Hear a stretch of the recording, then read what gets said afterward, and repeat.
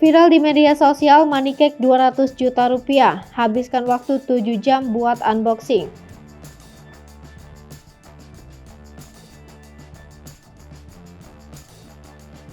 Selain buket uang, kini money cake juga menjadi tren baru untuk diberikan sebagai kejutan pada orang terkasih.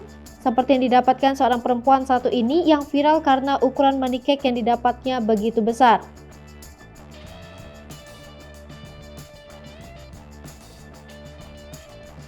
Money cake sendiri merupakan dekorasi berbentuk kue bertingkat yang dilapisi oleh gulungan uang sebagai hiasannya. Dalam video yang diunggah akun @titi_meliana, ia menuliskan jika money cake tersebut cukup besar karena dilapisi uang senilai 200 juta rupiah. Bahkan, untuk unboxing money cake yang didapatkan perempuan itu dari para sahabatnya, ia membutuhkan waktu hingga 7 jam lamanya hingga uang tersebut benar-benar selesai dan rapi untuk dihitung.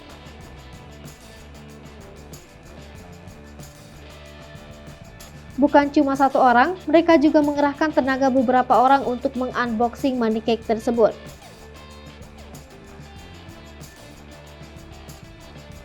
Gulungan yang dibungkus satu persatu itu terlihat dicabut lalu dikeluarkan dari plastiknya dan dikumpulkan dalam beberapa buah ember.